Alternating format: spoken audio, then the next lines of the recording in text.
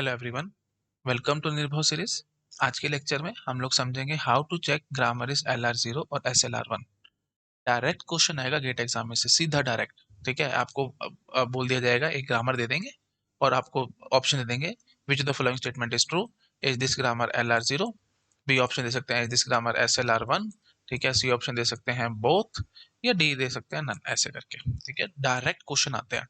और कई बार सीधा आ जाएगा, विच of the following grammar is LL1, या LL1 तो चलो टॉप डाउन पार्सर वो मैं आपको दिखा चुका हूँ, मिक्स भी हो सकता है, इसमें कोई बड़ी बात नहीं है। सी ऑप्शन आपको LL1 का भी दे सकते हैं, इसमें कोई बड़ी बात नहीं है।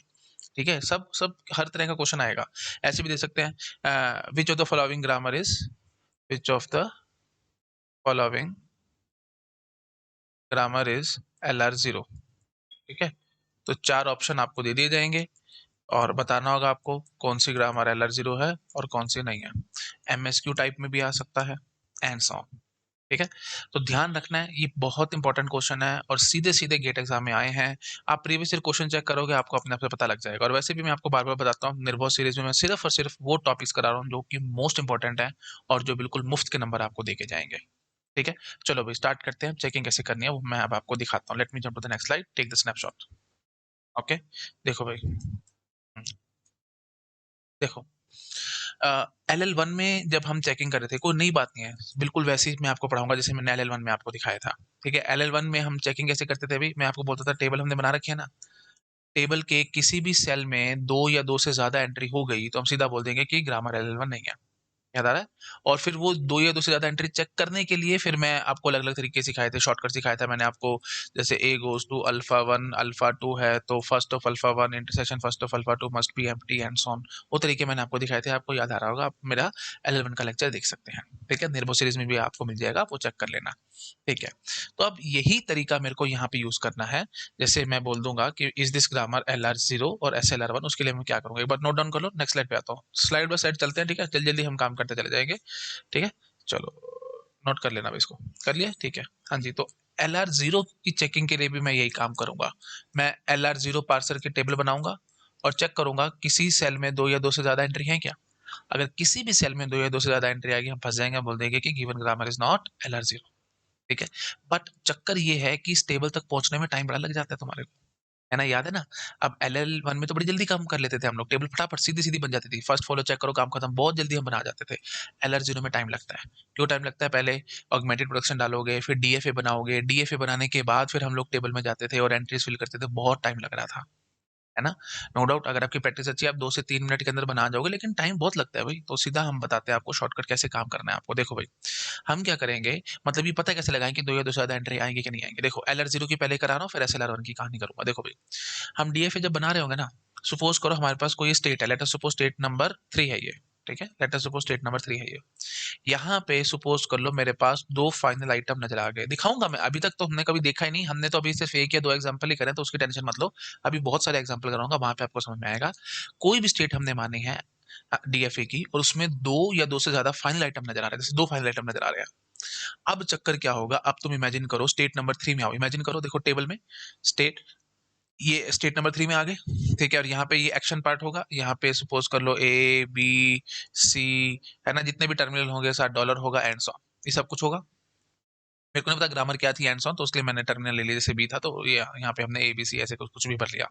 पूरा ये एक्शन पार्ट था।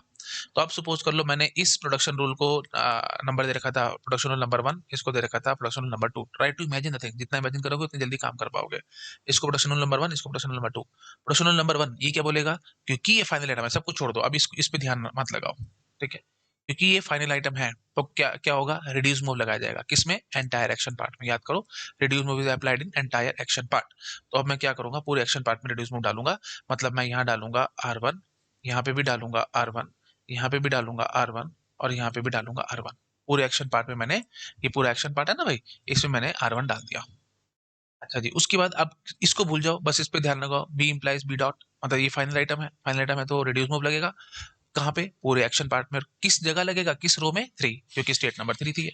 तो बस अब यहाँ पे मैं फंसा। अब मैं बोलूंगा यहाँ पे मेरे को क्या डालना पड़ेगा, R2, यहाँ पे भी डालना पड़ेगा R2, यहाँ पे भी R2, और यहाँ पे भी R2। तो मतलब आप समझ पा रहे हो। अब एक तो छोड़ो, मैंने चार चार सेल में आपको दो एंट्री दिखा दी है। अब अब क्या होगा, अब पार्सर होगा कंफ्यूज। मतलब जब भी ये देखो, जब भी ये स्टेट नंबर 3 पे होगा, है ना, बी बी रीड कर रखा होगा, तो अब पार्सर को ये कंफ्यूजन आएगा कि मैं बी को ए बनाऊं या इसी बी को बी से रिड्यूस करूं। यही सबसे बड़ी टेंशन है, समझ पा रहे हो? तो पार्सर इज गेटिंग कंफ्यूज। जब इसने बी पढ़ा तो ये ए बनाए इसको या बी बनाए, ये इसको समझ नहीं आ रहा। ठीक है, और ये रिडक्शन कैसे कर रहा होगा, ये बैठा होगा इस वाले सिंबल पे। याद करो, मैंने आपको प्रीवियस लेक्चर में भी बहुत बार बताया है कि इस सिंबल पे बैठे होते हैं और प्रीवियस वाले सिंबल को रिड्यूस करते हैं। और कौन सा रहा होगा प्रीवियस सिंबल, ये रहा होगा, है ना, तभी हम कह पा रहे हैं फाइनल आइटम। तो इस बी को ए बनाओ या इस बी को बी बनाओ, मतलब किस में रिड्यूस करो, ये मेरे को पता नहीं लग रहा। आई थिंक समझ में आ रहा होगा सबको। तो इसी को हम बोलते हैं रिड्यूस रिड्यूस कॉन्फ्लिक्ट। ठीक है, this is known as reduce reduce conflict. तो रिड्यूस रिड्यूस कॉन्फ्लिक्ट का मतलब क्या है कि दो फाइनल आइटम आ जाए किसी स्टेट में, तो अब चुपचाप से, ज्यादा टेंशन नहीं पालनी, ज्यादा थ्योरी में मत घुसो, सिंपल बात इतनी बोलो, किसी भी स्टेट में अगर दो फाइनल आइटम नजर आ गए, इमीडिएटली तुम बोल के भागोगे कि एलआर जीरो पार्सर नहीं है। और क्यों नहीं है, क्योंकि दो या दो से ज्यादा फाइनल आइटम आने का मतलब रिड्यूस रिड्यूस कॉन्फ्लिक्ट आ गया मेरे पास। और जैसे ही रिड्यूस रिड्यूस कॉन्फ्लिक्ट आया, पार्सर इज नॉट, सॉरी, जो भी हम कंस्ट्रक्शन कर रहे हैं ग्रामर के लिए, वो grammar is not LR zero, बस दैट्स इट। आई थिंक समझ में आ गया होगा सब लोगों को मैं क्या कहने की कोशिश कर रहा हूँ। ठीक है जी, तो that's it, this is known as reduce reduce conflict. Let me jump to the next slide, take the snapshot. ठीक है, ओके। अब देखो, अब एक चीज मैं आपको और समझाता हूँ। देखो, सपोज करो कुछ ऐसे सिनेरियो बन रहा है मेरे पास, ए इम्प्लाइज बी डॉट, ये फाइनल आइटम है, और साथ साथ हमारे पास कुछ ऐसा बन रहा था बी डॉट ए, ये एक ही स्टेट में नजर आ रहे थे। तो अब यहां से मेरे को ए का मूव देना पड़ेगा। Late us suppose state number 3 थी ये, और यहाँ पे मैं स्टेट नंबर 4 पे आ रहा हूँ, और यहाँ डालूंगा बी ए डॉट। इतना समझ में आ रहा है? अब चक्कर क्या होगा, स्टेट नंबर 3 में जरा ध्यान लगाना, स्टेट नंबर 3 में क्या गड़बड़ होगी। स्टेट नंबर 3 में जब मैं टेबल बना रहा हूँ उसमें उसमें बात कर रहा हूँ, स्टेट नंबर 3 में आएंगे, और यहाँ पे हम मान लेते हैं ए बी डॉलर, हमारा पूरा एक्शन पार्ट है, ये जो भी टर्मिनल होते हैं वो सारे एक्शन पार्ट में होता है।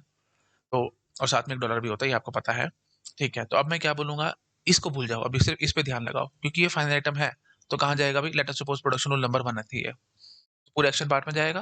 तो अब क्या बोलोगे, R1 R1 R1, पूरे एक्शन पार्ट में गया। अब क्योंकि यहाँ पे देखो भाई, ये ए का मूव जा रहा है, ये क्या होता था, याद करो, शिफ्ट मूव होता था, याद है ना, जब मैं बोलता था 3 पे बैठे हैं, स्मॉल ए पढ़ा, तो S4 में लिखता था, क्योंकि स्टेट नंबर 4 पे जा रहे हैं। तो ए के नीचे मेरे को यहाँ पे क्या लिखना पड़ेगा, S4। अब देख लो जरा, अब एक सेल में मेरे पास दो एंट्री नजर आ रही है।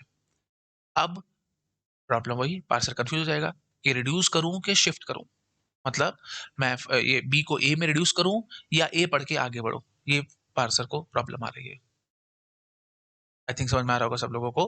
तो जब जब भी पार्सर ए पढ़ेगा, ठीक है, देखो सिनेरियो ऐसे बनेगा, पार्सर ने ए पढ़ा है, ठीक है, ये यहाँ पे खड़ा है, लुक अहेड सिंबल ये है, और पीछे इसने बी पढ़ा होगा।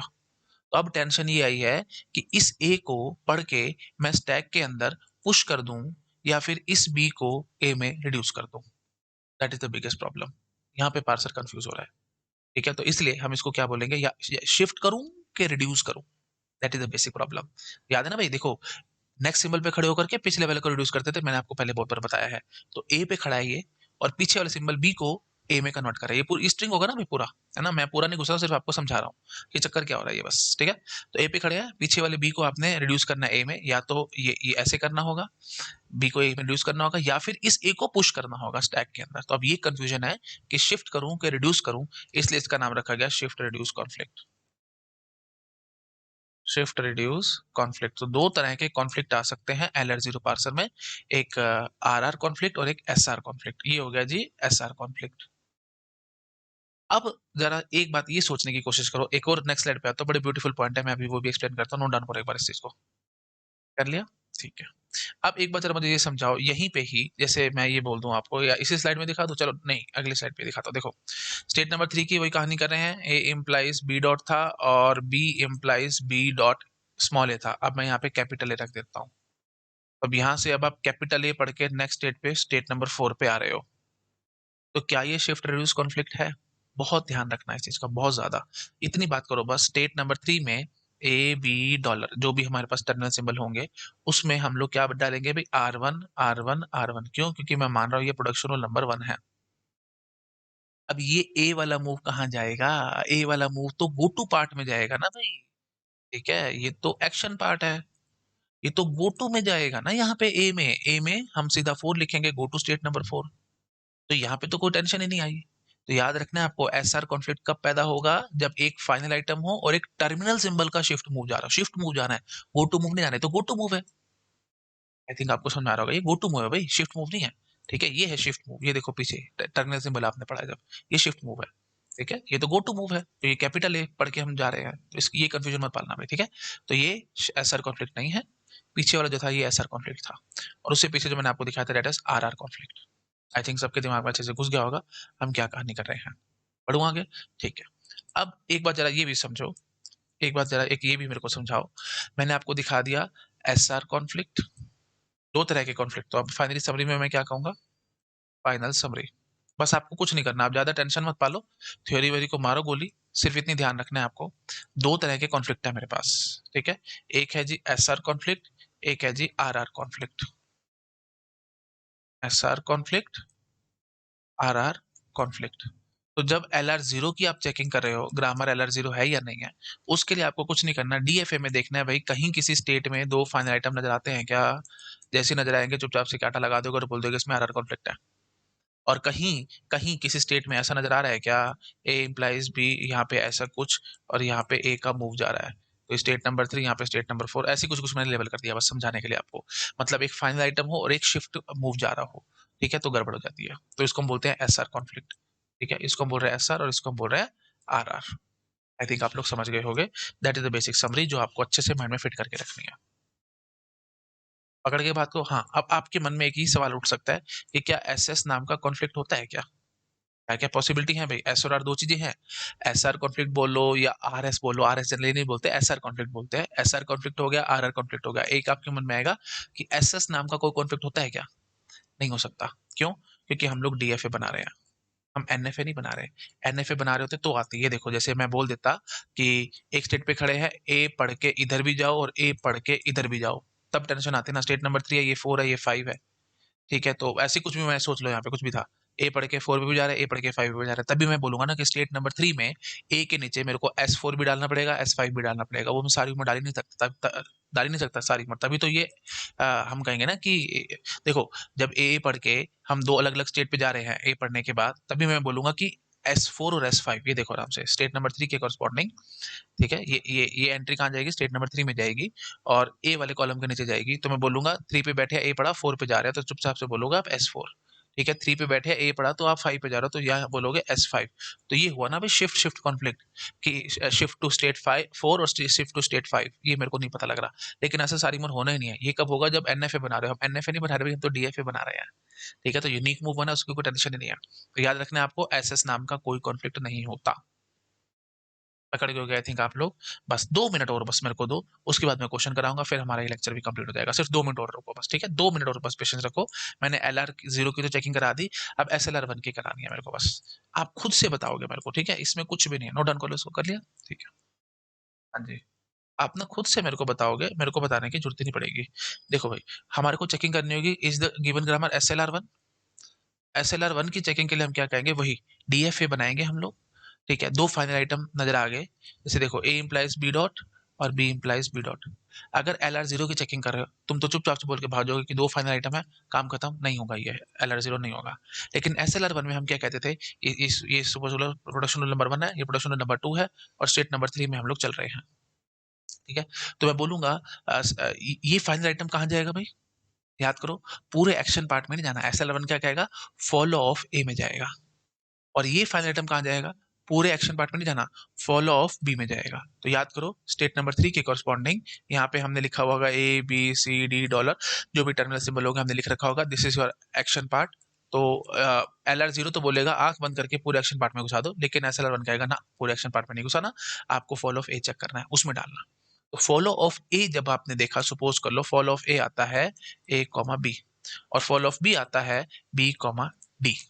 अब तुम फंसे हो, क्यों फंसे हो, क्योंकि देखो भाई, ये कहाँ जाएगा, आर वन, आर वन, ये प्रोडक्शन नंबर 1 है ना, तो आर वन जाएगा ए और बी में, आर वन और आर वन। और ये कहाँ जाएगा जी, ये आर टू है ना, इसको हम प्रोडक्शन नंबर 2 है ना, इसको आर टू बोलेंगे बी और डी में। तो लो जी, यहाँ पे आर टू और यहाँ पे आर टू, ये आया ना आर आर कॉन्फ्लिक्ट। अब सीधी सी बात है, अब आप समझ पा रहे होगे आर आर कॉन्फ्लिक्ट कब पैदा होगा एसएलआर वन में, जब आपको फॉलो देखना होगा ए और बी का। अगर दो या दो से ज्यादा फाइनल आइटम है तो एलएचएस का फॉलो देखो। एलएचएस के फॉलो जब आप देख रहे हो तो उसमें कुछ भी कॉमन नहीं होना चाहिए।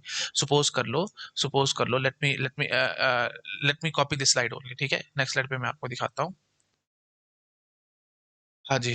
अब सपोज करो अगर मैं यहाँ पे आपको बोल देता ये सी और डी होता, तो आप चुपचाप से बोलते कि सर कोई टेंशन ही नहीं थी हमारे दिमाग में, यहाँ पे आप आर टू बोलते। So simple. तो कहीं कहीं दो, यू कैन से दो दो एंट्रियां नहीं है, कहीं कोई रिड्यूस रिड्यूस कॉन्फ्लिक्ट पैदा नहीं हुआ।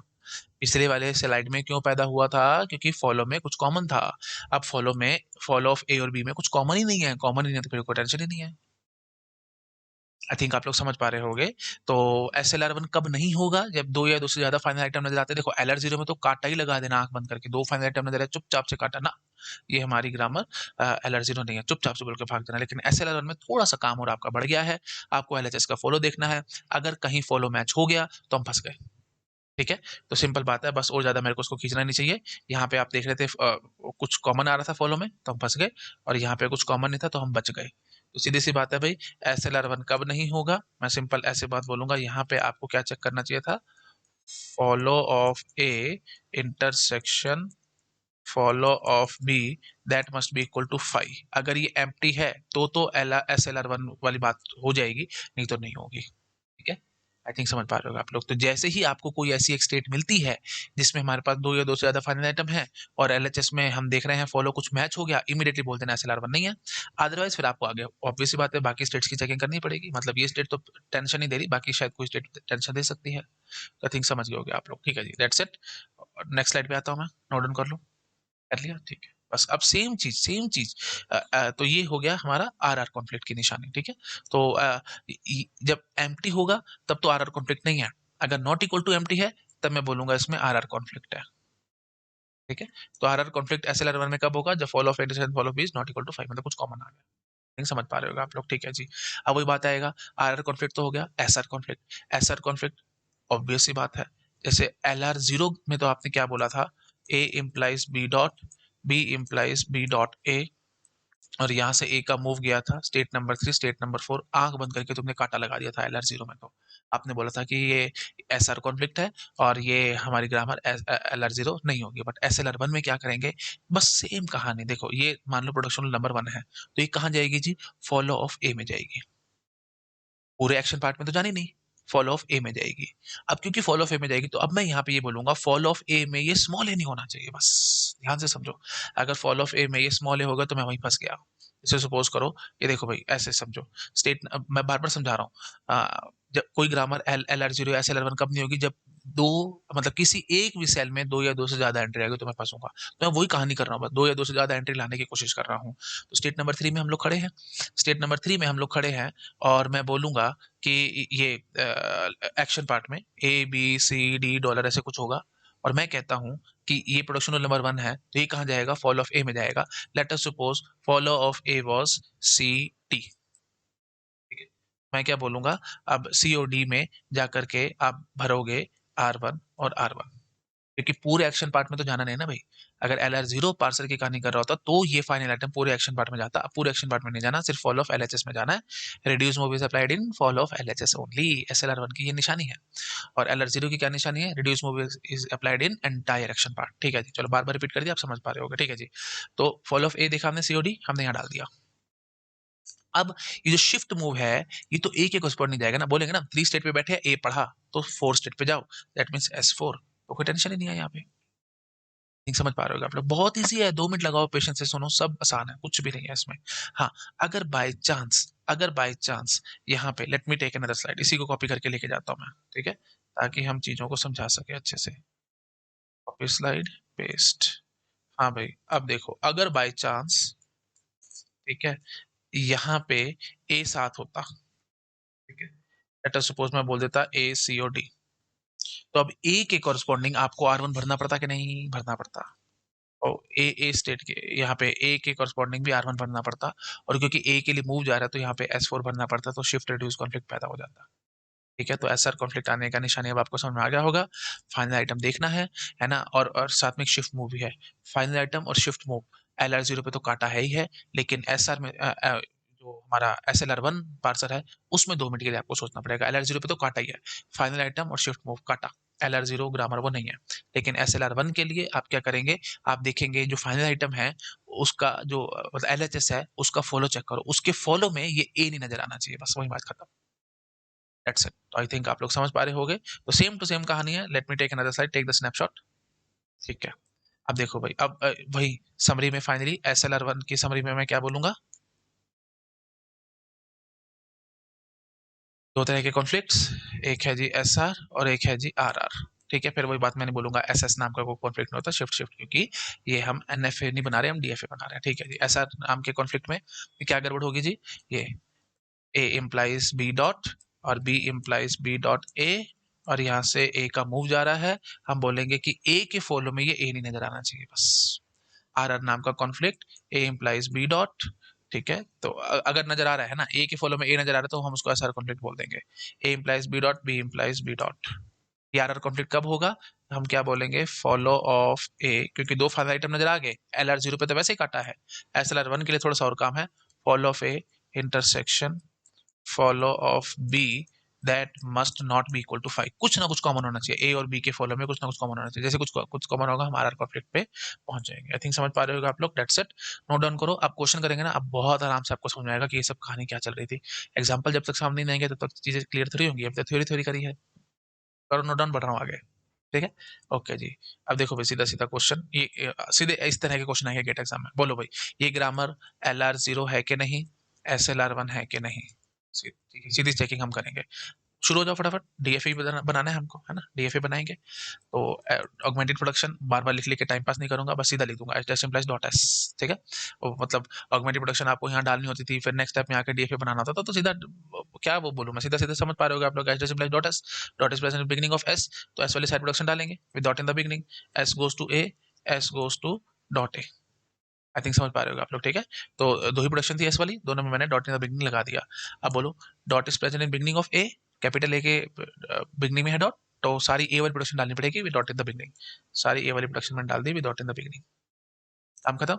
ये हो गई जी हमारी स्टेट नंबर 0 की कहानी। अब अगर तुम्हारी प्रैक्टिस अच्छी है, तुम्हारा दिमाग अच्छे से चल रहा है, तो एक झटके में बोल के भागोगे, सर बाकी सब कुछ छोड़ो, मारो गोली, आप सिंपल एक ही बात करो। जैसे ही आप ए पढ़ोगे तो यहाँ से क्या बोलोगे भाई, एस इंप्लाइज ए डॉट, और यहाँ से क्या बोलोगे, ए इंप्लाइज ए डॉट। लो भाई, दो फाइनल आइटम आगे काटा, किस पे काटा, LR0 पे काटा।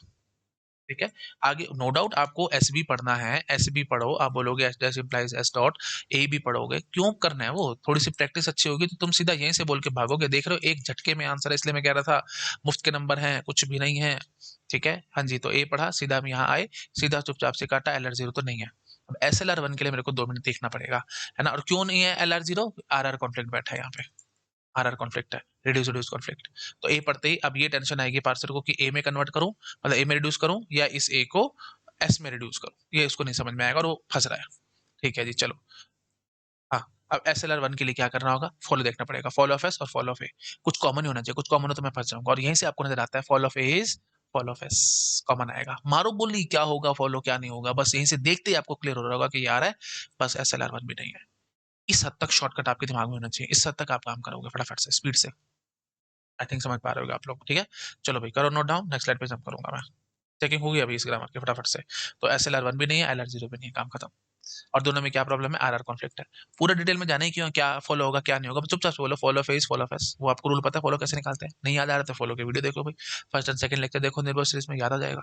बस वही बात खत्म। चलो बढ़ रहा हूँ आगे, नेक्स्ट स्लाइड पे आ रहा हूँ। ठीक है, हाँ जी, कुछ कॉमन आ गया ना, बस फॉलो में कुछ तो आएगा कॉमन, बस वहीं पे काटा लग गया, बढ़ रहा हूँ आगे। अच्छा, एक बात और मैं बोल देता हूँ चलते चलते, ये ग्रामर अगर आप ध्यान से देखोगे तो एम्बिगुअस है। ठीक है, एम्बिगुअस क्यों है, मेरे ख्याल से मैंने ग्रामर आपको बहुत बार दिखाई भी है। देखो भाई, स्ट्रिंग ए पैदा करने के लिए एक तो ये पास ट्री हो गया, और एक हो गया जी S goes to A goes to A. ठीक है, दो पास ट्री हो गए, ग्रामर एम्बिगुअस है।